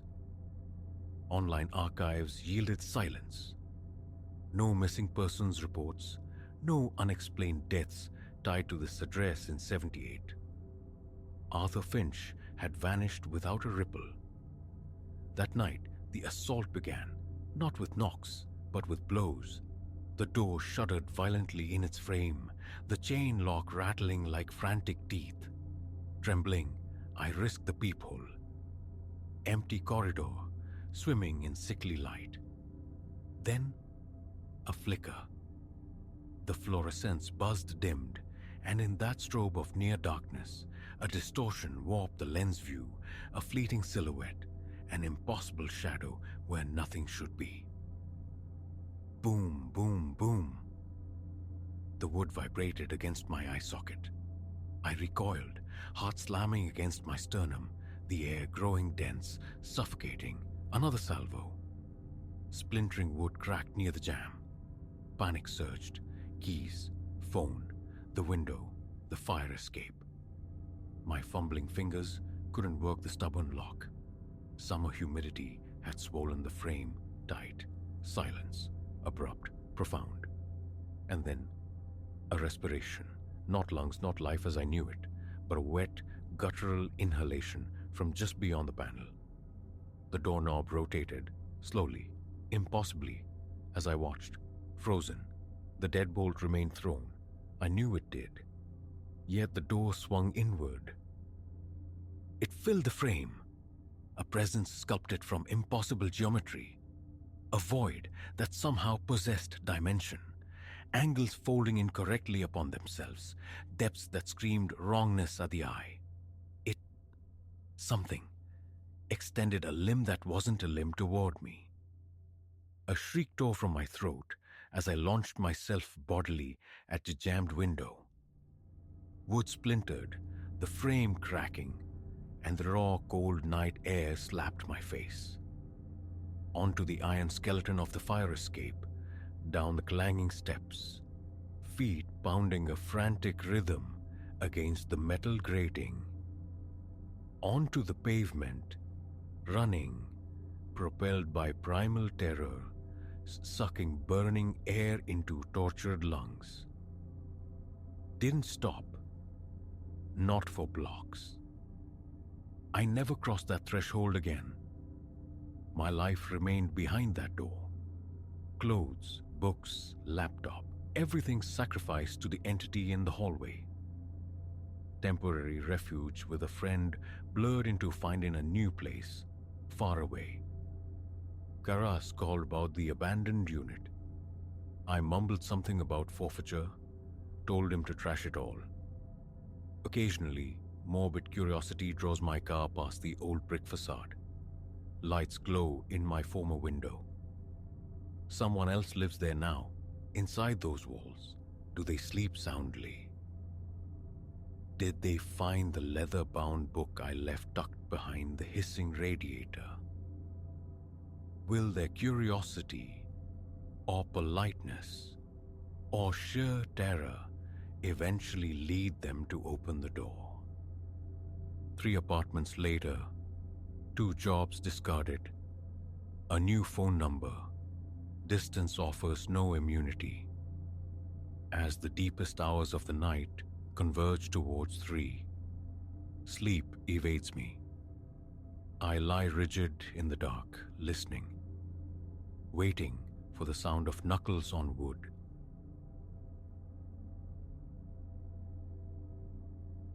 It began on a Wednesday, a thread of sound unwinding into the stillness where sleep should have been. A soft, dissonant melody, adrift on the night air, found its way through my open bedroom window. My initial thought dismissed it, wind sighing through the skeletal branches of ancient trees bordering the property. Yet, the sound possessed a halting rhythm, a fractured pattern beneath its slowness. Compelled, I rose and peered into the lunar glow, bathing the world outside. The silence seemed absolute, unnervingly profound beneath the full moon's gaze. A sudden thrumming started in my chest, a visceral memory surfacing. The derelict manor brooding down the lane. Curiosity had led me within its decaying walls before, where a grand piano slumped in the main hall, shrouded in dust, its keys long untouched, hopelessly out of tune. An illogical certainty tightened around me. This fragmented music emanated from that forsaken instrument. A chill deeper than the night air compelled me. Jacket pulled tight, I stepped out into the muted glow of sparse street lamps. The cold air stinging my lungs, my breath plume white before me. Each footfall on the pavement felt weighted, deliberate. By the time I stood before the rusted filigree of the iron gate, a dampness slicked my palms. A powerful instinct screamed retreat, a gut-level warning against proceeding. But the siren call of the unknown proved stronger. The gate groaned its ancient protest as I pushed it inward, the sound scraping against the profound quiet, a metallic admonition. I forced my legs onward, up the weed-choked gravel path. My shoes crunched, the noise echoing unnaturally off the mansion's silent, looming facade. As always, the massive front door hung slightly ajar. An invitation or a trap, ignored by a world indifferent to its slow surrender to time. Breaching the threshold was like entering a crypt. Air thick with the perfume of decay, wet timber, spectral mold, filled my nostrils. Moonlight fractured through grimy, cracked panes, casting long, distorted shadows and providing just enough illumination to reveal the soaring ceilings draped in cobwebs and walls shedding their paper skins. To my right, a wide staircase swept upwards into darkness, but my attention snagged on the faint, persistent piano notes, drifting from the mansion's deeper recesses. I moved towards the sound, down a corridor that led to the grand hall, my legs feeling strangely insubstantial. Dust lay thick as velvet on the floor, muffling my steps slightly. Faded portraits lined the walls, their eyes lost in the gloom. I averted my gaze, uninterested in the forgotten faces, focused solely on the source of that hesitant, broken music. The melody intensified, gaining a fragile clarity as I neared the great hall's yawning archway. It wasn't fluid. Notes stumbled, some landing true, others jarringly off-key, the timing languid and erratic. Stepping into the vast space, I saw it, sentinel in the gloom, the grand piano. Its lid gaped open like a jaw, and beneath it, the ivories rose and fell, untouched by human hands. No performer occupied the bench. I froze, rooted to the spot. My heart hammered against my ribs with a force that made my vision swim. My mouth turned instantly to parchment. For several heartbeats, I simply stared, watching those keys depress and release in their nonsensical, ghostly sequence. The notes, though muted by the room's acoustics and the instrument's poor state, clashed with a peculiar insistence. The lower register seemed to attempt a steady, mournful bass line, yet notes were frequently skipped. The upper register offered sporadic, tentative taps, seemingly random. It sounded like a bewildered soul trying to recall a lament. An unseen force drew me nearer. My shoes scuffed the dust-laden parquet.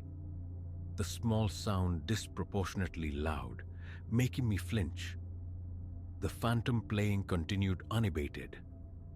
I could clearly discern the individual keys moving, springing back with mechanical precision, yet animated by an invisible volition.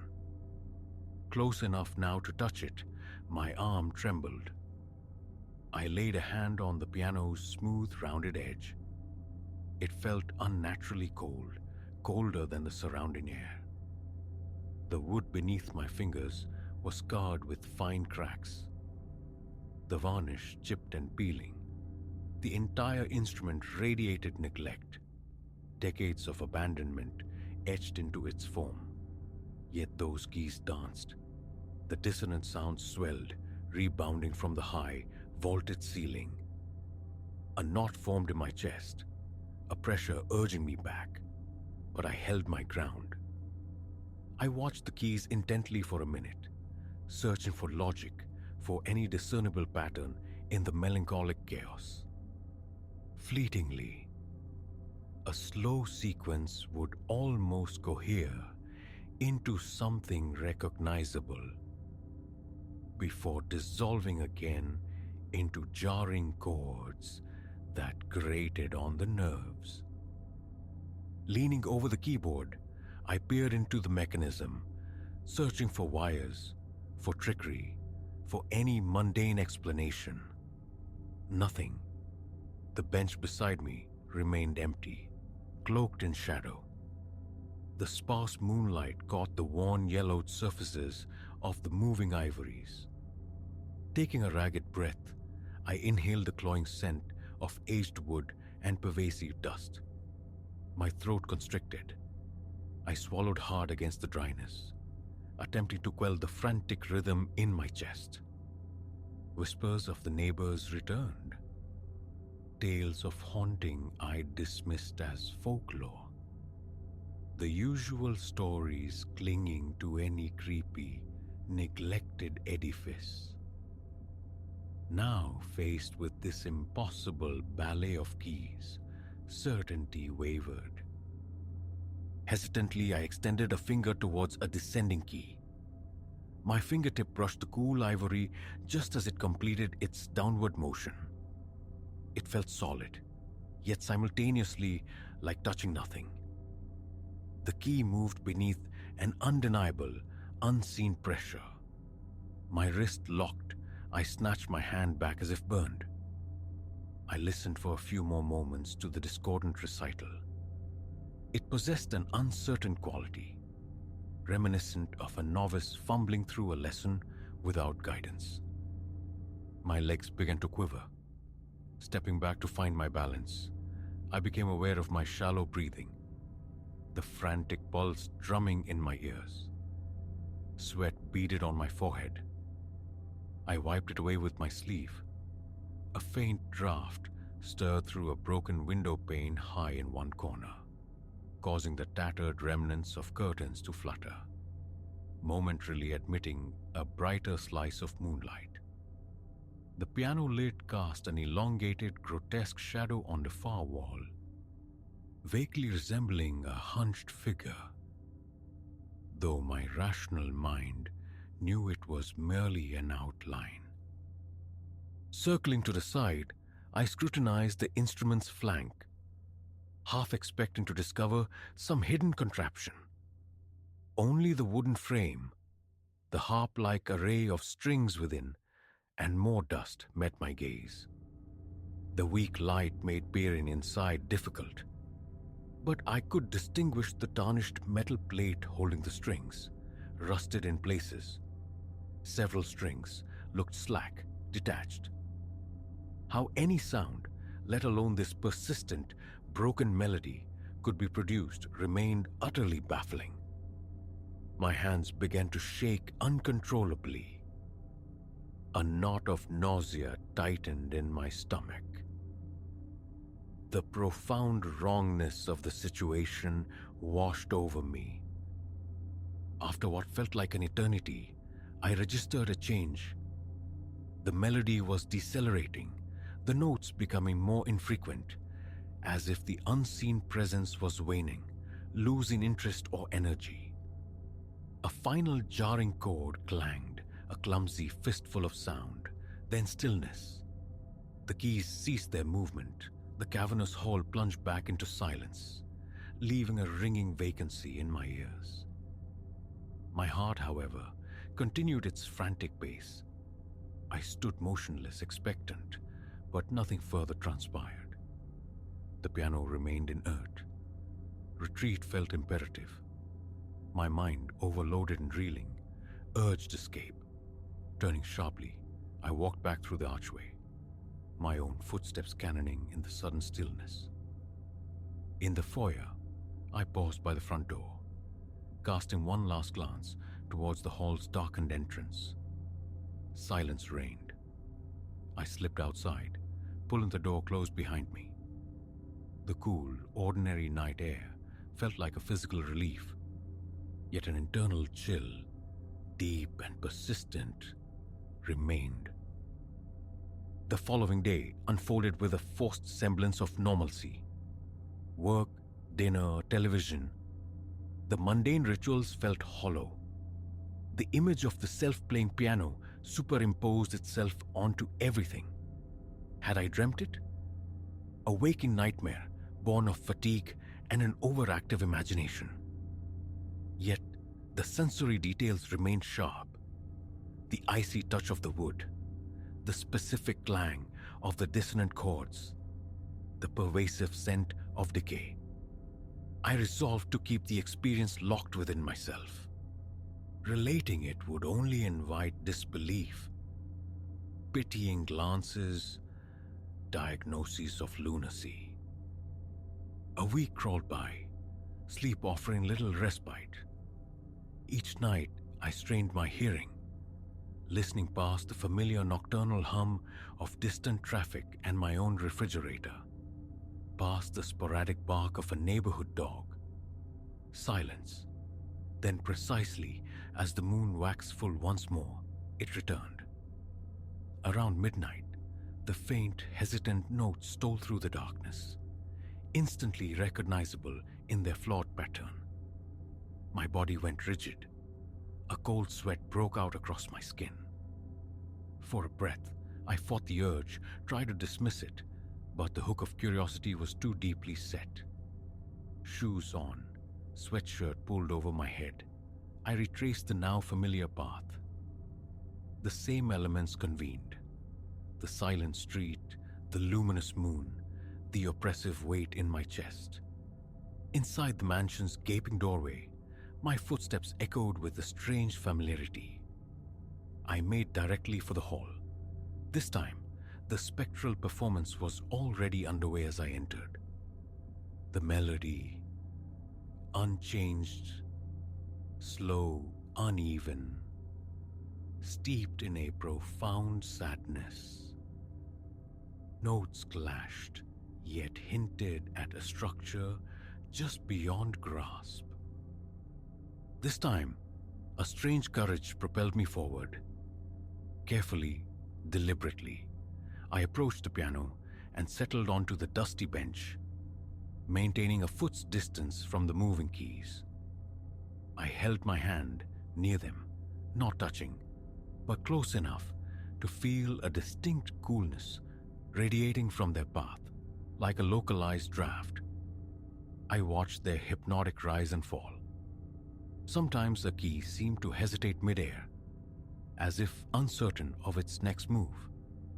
Being closer amplified the sound, making the discordant notes resonate deeper, sending shivers chasing each other up my spine. I peered again at the strings inside. They trembled visibly with each corresponding key press. My chest remained tight, my arms tensed, yet I stayed, driven by a need to understand, to glean some meaning from this impossible concert. After a minute of silent observation, I acted. Selecting a key I thought might harmonize, might fit the phantom pattern, I pressed it down gently.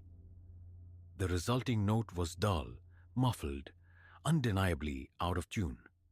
For a single, suspended second, the invisible playing ceased, as if startled by my intrusion. Then it resumed, ignoring my contribution entirely. A lump formed in my throat. I tried another key, aiming for a different chord. Again, a brief pause from the unseen player. A couple of hesitant, unrelated notes struck, and then the original random sequence reasserted itself. The bizarre notion struck me that it was attempting to replicate an old, forgotten song, but memory failed it repeatedly, causing it to stumble over notes, collapse into dissonance, and circle back to its melancholy, uncertain refrain. I lost track of time sitting there. Perhaps 10 minutes passed. An ache began to spread across my back from the rigid posture I held. My palms grew slick with sweat. The music continued its broken narrative until, abruptly as before, it ceased. The final note lingered, a faint vibration in the air, then faded completely. The keys settled, motionless. I cautiously waved my hand over them. No residual energy, no lingering movement. Silence reclaimed the hall, vast and ringing. I rose, my legs stiff and heavy, my breathing still uneven. My hand traced the piano's edge again, feeling the rough patches, the history of decay. Questions swirled, relentless and unanswerable. I had borne witness to the impossible, or at least to something utterly resistant to ordinary explanation. That night, returning home felt different, less relief, more a profound disquiet. Sleep was a landscape of tossing and turning, haunted by the image of that lonely, spectral instrument. It felt trapped, endlessly attempting a piece it couldn't grasp or recall. I tried to push these anthropomorphic thoughts away, clinging to the observable facts, resisting the lure of ghostly interpretations. I knew only what I had seen, what I had heard. Across the ensuing month, the mansion became a recurring pilgrimage on random nights. I would let myself in, drawn to the grand hall. Sometimes, only silence greeted me. Other nights, the fractured serenade was already underway. Each visit brought the same sharp intake of breath, the same tightening in my chest, skin prickling, senses on high alert. I watched the keys experiment with chords, repeat short broken phrases, get momentarily stuck on a high blinking note. The eeriness remained potent, yet a strange sort of familiarity began to overlay the fear.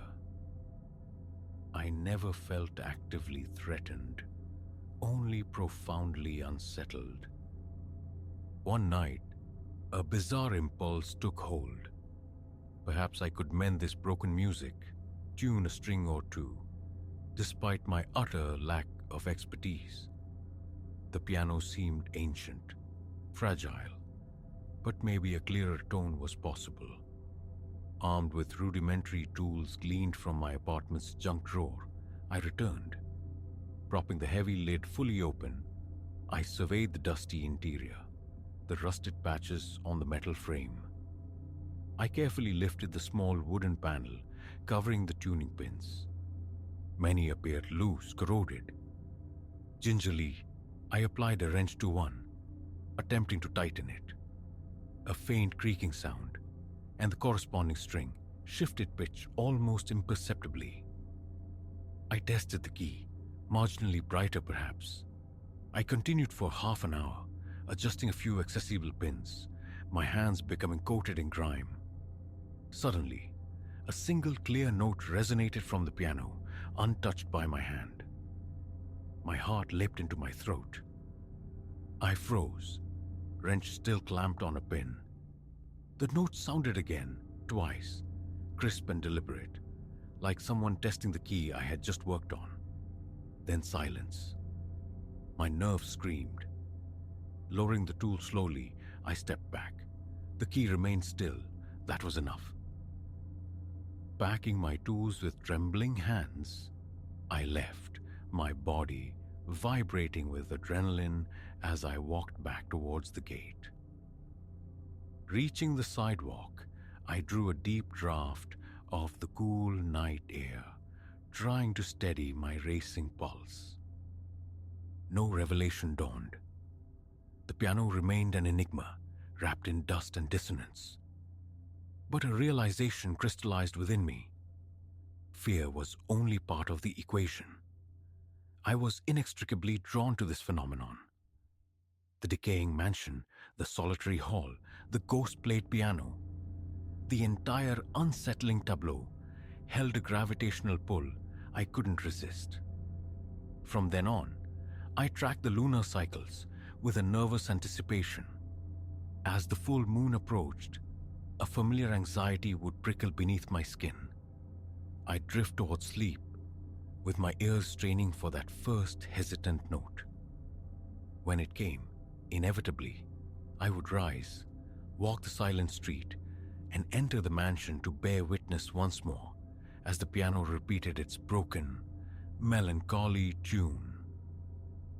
The keys would dance under that invisible force, pausing, searching, striking discordant chords.